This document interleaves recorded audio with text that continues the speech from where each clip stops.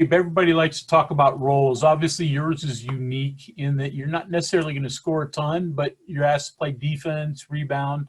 When did you sort of accept that that was going to be your role?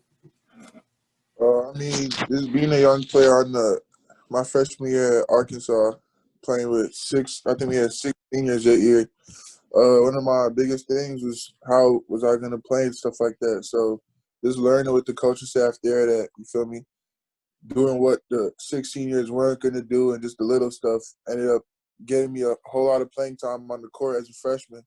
So just sticking to that and sticking to the little stuff, and also just realizing that the little stuff ends up to us winning. That's the number one goal at the end of the day. Is definitely the team before myself anyways. John Antonic. Hey, Gabe, I'll ask you this question too. I asked Taz this about passing. I know Hugs has talked about that. That's the better you are as a passing team, the more efficient you're going to be offensively. Yeah. And from an outsider looking in, you appear to be one of the better passers on the team. Where'd that come from? Was that something that you were taught, or is that something you learned? Is it the knowledge of the offense? Is it knowledge of the game? It is with the knowledge of the offense too. Just knowing what I'm looking for when we run specific sets. I know I'm looking at specific players for every set. So just knowing what you're looking for comes with it too, and also just being confident and being able to deliver the ball to them. How do you got it? But how does the team become a better passing team? Just become more familiar with the offense and knowing what to look for at certain times and certain sets. Just knowing our options, know if the first option is not there, look at the second option and so forth. Just really just more comfortable and stuff like that. Go ahead, Justin. Hey, Gabe. Obviously, kind of looking to Gonzaga here. Their two forwards are kind of make their team go, score a lot of points. You'll probably be matched up with one of them at one point during the game.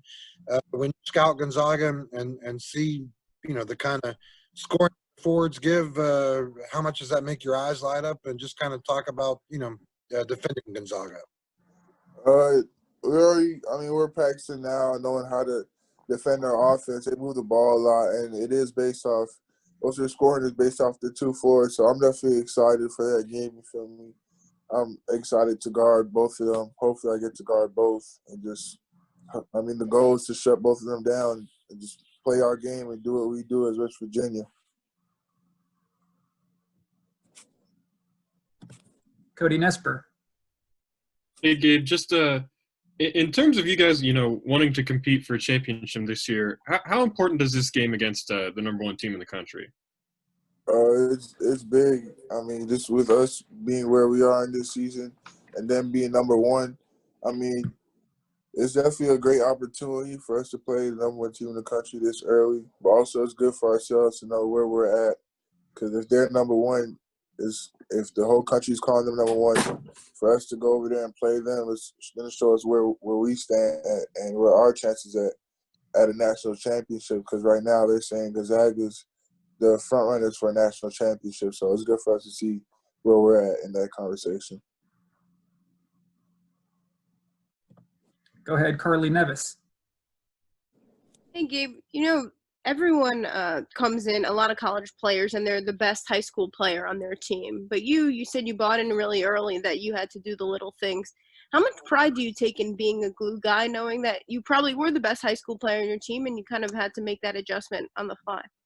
Yeah, definitely. I mean, I've heard a lot of coaches say that too. I mean, being a high major D1 athlete, you're definitely the best basketball player in your high school team, and you come to a team full of 12, 13 people just like you. And some people have better talents at different aspects of the game. So just looking and finding where you could impact the game mostly, and that's going to lead to playing time on the court. So, I mean, I take a whole – and then doing the little stuff also, when you recognize it yourself, seeing you're helping your team, seeing teams win, or it's just taking a charge here or there and changing momentum or just getting stops consistently. So I definitely take a lot of pride in it, and it leads to winning, and that's a goal point at the end of the day. Like, I want to win just as bad as anything. So next is Mike Kazaza.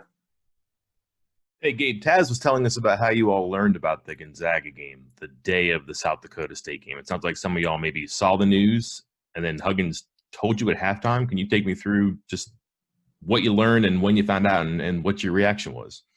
I saw it on Twitter actually first. I saw tweets. We were gonna play Gonzaga.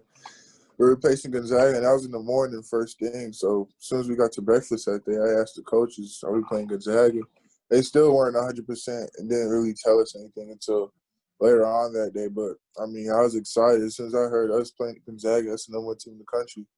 I mean, that's an opportunity that teams pray for. So I was excited just off here, and as soon as I woke up and saw the tweet saying we were playing Gonzaga, I actually thought we were playing them in South Dakota. Actually, I actually got happy. I was like, "We played Gonzaga today," but it wasn't. I ended up seeing it was later on. All right, that would have been a story, I guess, huh? Yeah. You got some run with the 3 guard lineups, and you kind of were in a position where you were facilitating a lot, which is probably right up your alley. But what do you like about playing in that 3 guard lineup and what it does for you offensively?